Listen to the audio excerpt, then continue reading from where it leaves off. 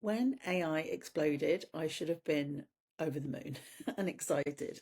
I've worked in marketing automation for quite a long time, and that was my career back in corporate. So, in theory, AI should have been quite exciting and like the best thing ever for business owners. But honestly, what I started seeing was worrying me. So, instead of making marketing better, a lot of people are using AI in a way that's actually making their marketing worse. And the worst thing is, not everybody can tell that it's AI, so I feel like it's misleading. You've probably seen it too. There's like generic posts or weird robotic captions or content that technically says something but somehow says nothing at all. And I think the reason is quite straightforward. I think people are asking AI to do the thinking for them, but the best way to use AI isn't to replace your ideas, it's to develop them.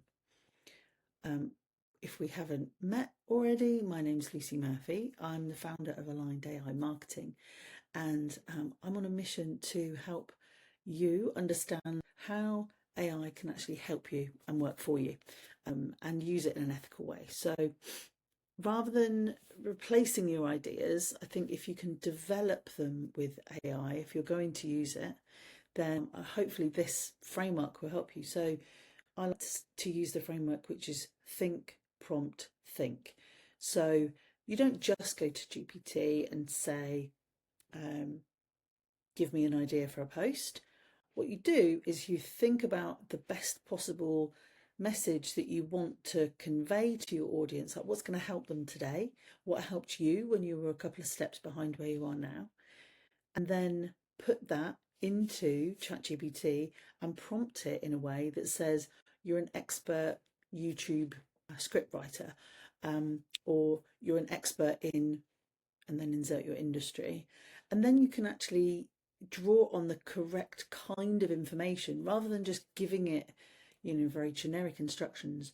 You can prompt it in a way that's a little bit more clever, and your prompts can be really long. Especially if you're using voice, you can do like a half-hour voice note kind of, if you wanted to.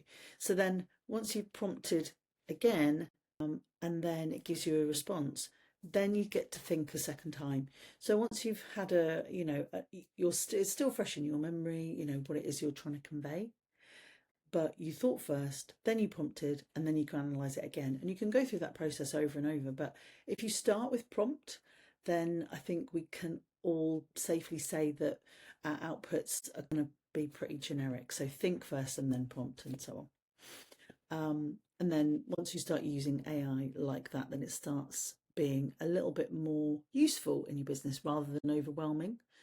So I'd love to show you a few simple ways how to use AI to save time, stay visible in your marketing, and also still sound like a real human. So a couple of ways that I do that. We have got a school community. I'd love to see you in there.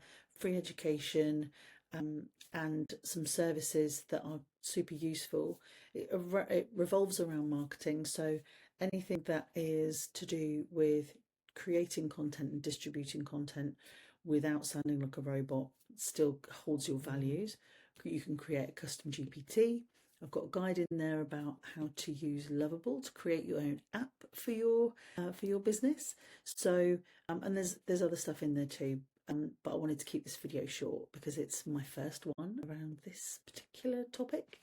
So yeah, if you've got any questions about how you can actually get into the school community, then do let me know. It should just be as simple as clicking the link below this video. And then hopefully, by the end of, me talking about all the different things with AI, you'll feel less overwhelmed and actually feel a little bit more like, okay, I can use AI in my own voice, on brand. I can be, ethical, and even I can teach you how to use it in a sustainable way as well, because we know it uses water. So the better we prompt, the better we we are to the planet. So all these things, and more, to be covered in the school community, and a lot of it is free. So hopefully see you in there.